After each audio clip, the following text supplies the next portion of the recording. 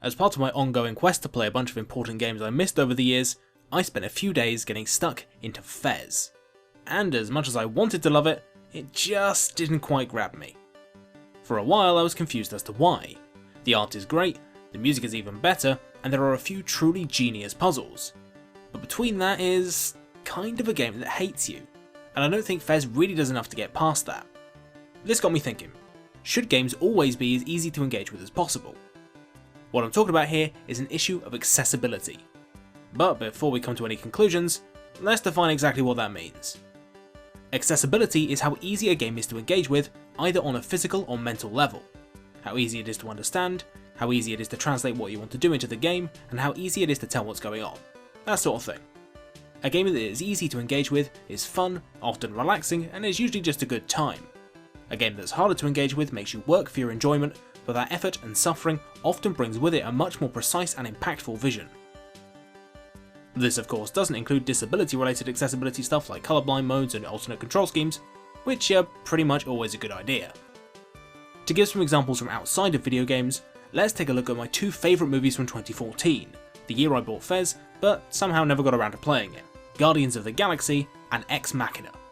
One is a bombastic fun romp with jokes and explosions and Groot. It's pretty much the easiest and most accessible watch of all time. Guardians asks pretty much nothing of the viewer and just kinda takes them along for the ride. Ex Machina, starring Poe Dameron and General Hux on the other hand, is decidedly inaccessible. It all but requires the viewer to second guess every plot point, and the movie has so much to say about transhumanism, feminism, progress and colonialism that it wasn't until the second viewing that I could even get a handle on what the point of it all was. I really enjoyed Ex Machina, perhaps even more so than Guardians because it was inaccessible. Let's explore why by going back to video games. Roguelikes are typically viewed as a pretty inaccessible genre, something we can see in a game I've been dabbling in recently, Enter the Gungeon. Gungeon, like many roguelikes, actively fights the player. There are lots of mysteries you've got to work out for yourself, secrets that are devilishly hidden, and a whole bunch of mechanics that really aren't fully explained. For example, this weird shrine. Unless you're already familiar with the game, it doesn't really warn you at all before dumping a crapload of enemies on you. While getting around this challenge was a bit of an unfortunate surprise, if I'd not been forced to work it out for myself, it would barely be a footnote in the game. But because I did, it's one of the most memorable parts of my time with it. In making the player work harder, not only is the payoff greater, but you also force them to create an emotional connection with the mechanic. However, it's a delicate balance. Work the player too hard or make a game too difficult to access, and they're not going to want to play anymore. Plus, they're not going to get the payoff you originally had planned for them. Similarly, if the payoff itself isn't worth it, then they're not going to keep coming back for more. Whilst roguelikes are often uncompromisingly difficult to access, they aren't always. Slay the Spire's success can be attributed in no small part to how easy it is to engage with. Notice these little hovering things above the heads of these enemies? They're telling me more or less exactly what the enemy's going to do on their turn. Whether it's attacking, blocking, debuffing me, you get the picture. This is a drastic departure from other similar games because you're actually going into your first playthrough with information that would ordinarily have been earned by throwing yourself into the meat grinder for 20 hours in order to understand what's going on. However, there are some downsides to making a game simple and accessible, particularly in how challenge manifests in the mind of the player. Because you're skipping the journey of discovery where you understand the items, the enemies and the mechanics bit by bit every run, the easier parts, in particular the early game, get boring very fast. In other roguelikes where you'd be facing the early challenges with a different class and different weapons every time, this will be okay, because you'd be able to approach the same problem from a variety of different angles, supported by your knowledge. But in Slay the Spire, your deck doesn't really get interesting until about 15 minutes in, and your deck always starts off with the same mix of strike and defend cards, making the early game a real slog. In addition, because the game deliberately removes a lot of the big obstacles in the way of immediate understanding, you never get those big moments of triumph or when everything suddenly fits together. I won my very first run of Slay the Spire, but I never really felt like I deserved it, because I'd yet to build up that animosity with the game that really cruel roguelikes convey so well. Is it possible to friend-zone a video game? Because if so, that's what happened. It's from these two examples that we can really get a picture of how games are made more or less accessible. It all comes down to the amount of effort you expect from the player before they can understand the game. By obfuscating information, hiding things from the player, and making them do things for themselves, you create more things that need to be grasped before mastery can begin. On the flip side, by streamlining the game and automating or outright removing busy work, you make it easier for the player to get stuck into the core of your experience. So, what are some non-roguelike games that follow these guidelines well? For easy, accessible games, we need look no further than Blizzard, whose whole thing is to take an existing genre and streamline it into something lighter, more immediately engaging, and easier to control. Overwatch is the prime example of this. Every character has been sanded down and buffed to a mirror shine to appeal to almost anyone, and to represent as many demographics as possible. From cool Mei to sexy Bastion, each character has a clear visual flair that reflects their very singular toolset. Doomfist punches, Pharah flies, Symmetry is worthless, that sort of thing. But every character is also equipped with some sort of defensive or movement based ability to act as a safety net for less experienced players, and to help them contribute to the team, which is what Overwatch is all about. On the side of inaccessible games, we've got something like Battle for Wesnoth. In this tactical strategy game, you've got to remember the precise capabilities of each of your units and deploy them in a variety of situations in order to tip the odds in your favour. A single screw-up can lead to the units you spend hours nurturing getting obliterated by bullshit rank 2 orcs. But what this does is get you really attached to those units. By the end of the main campaign, I was genuinely invested in my lightning rod wielding merman and my one-hit kill machine knight, and were it not for the threat of immediate death by my own incompetence, I never would have cared. But what's an accessible and an inaccessible take on the same concept? I mean, that'd be great, right? But I certainly can't think of anything. 2 different games coming at the same idea from opposite directions. I'd be so lucky. Oh yeah! The 2 XCOM games are great examples of how different approaches to accessibility can vastly change not only how a game is played, but how we as players end up feeling when playing it. The more recent XCOM games made by Firaxis are designed to be as easy to grasp as possible, despite being difficult games. Soldiers have a relatively small pool of available actions per turn, usually limited to moving and attacking. Shooting is as simple as being able to see an enemy, and you're always going to be able to make pretty logical predictions as to how much damage you're likely to do, and whether you'll hit or not. You'll also never usually be controlling any more than 6 or so soldiers, which keeps the amount you've got to keep track of nice and simple. Oh, and if you want to learn more about how XCOM 2 works under the hood, check out this video. This really helps you feel like the hyper-capable commander leading XCOM's ragtag forces of humanity to victory against insurmountable odds. The whole tight focus on a few soldiers and their impactful abilities thing lends the game an almost cinematic quality that feels really cool. The original XCOM games, on the other hand, oh boy are they literally the opposite of that. Everything in these games is designed to be as micromanagey, fiddly and unfair as possible. In the old XCOM games you deal with upwards of 3 times as many soldiers, can do much more with your units in a single turn, have to deal with 7 different damage types and a whole bunch of other stuff. The game is not easy to play, far from it. The quite frankly insane levels of complexity do lend themselves to a very different feel though. The fact that you can and will make mistakes commanding your unwieldy army of panicky chumps that die at a moment's notice paints a picture of a far grimmer war than the Firaxis games. A brutal, bloody conflict that sees you using every dirty trick in the book to save humanity. Those dirty tricks actually only exist because of XCOM's weirdly complicated rules. You see, projectiles and items actually occupy physical space on the map. Bullets will bump into terrain and items can be chucked onto any tile. This enables 2 cool strategies.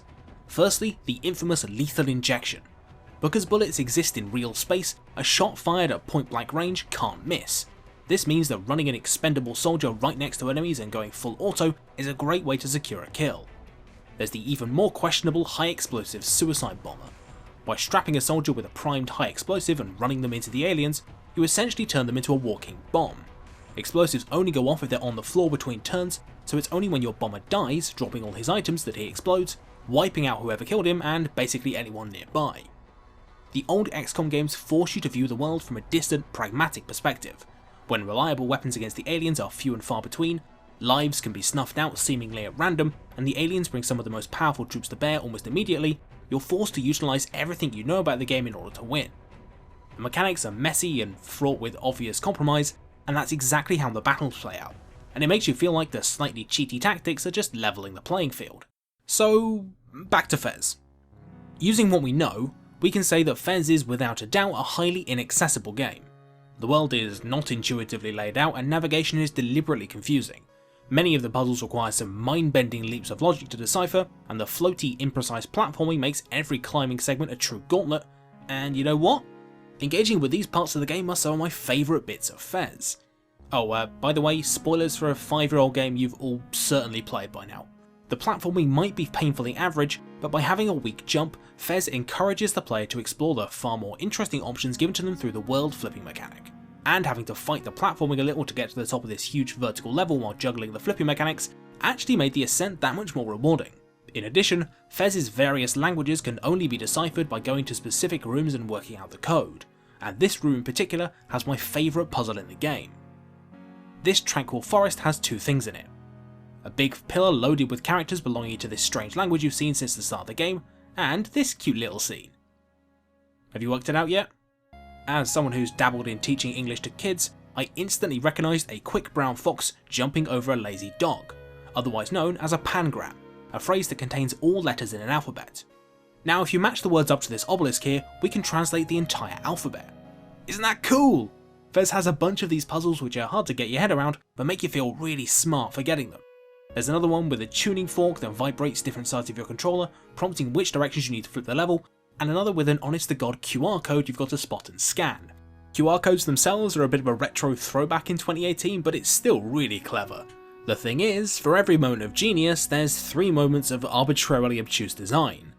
You know those languages I mentioned? Well, decoding them is needed for, at my count, about 1/3 of the puzzles, and once you've got them decoded, there's really not much else to do with them. Fez goes out of its way to make the languages hard to read in order to make them more difficult to translate, and doesn't give you any in-game way of recording your translation, so every single one is an exercise in referring to handwritten notes and painstakingly translating them letter by letter for the same reward every time. The Rosetta Stone is great because of inaccessibility, but a lot of the time how quote-unquote clever Fez is doesn't make the puzzles better, it just kinda gets in the way. Several are just about reading instructions, this one is bog standard platforming, lowering the water here seems cool but it may as well just be a key. There's no denying that they're creative, but they're not actually that interesting. The block throwing puzzles have the same problem. In this one I need to make a 2D net that will fold into a cube, as 10 of them are already up here. Easy enough. Actually getting the blocks where I want to go, however, is an exercise in agony and spoiled what was a pretty good puzzle. It wasn't even that hard, just infuriating to control and with no real reason behind it.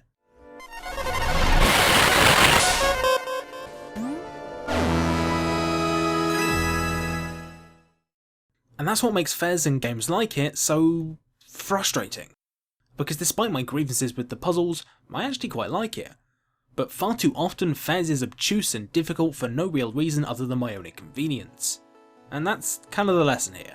Games need to be made with an element of deliberateness to them, whether they're accessible, intuitive fun times or deep and involved experiences that are more inaccessible. Designers need to be aware of how their games will affect the player and to use that to their advantage. That's why I'm really sad we never got Fez 2, because the same game that kept only the kind of inaccessibility that made its puzzles fun could have been one of the greatest platformers ever. I think in general we need to be more cognizant of how we play certain games.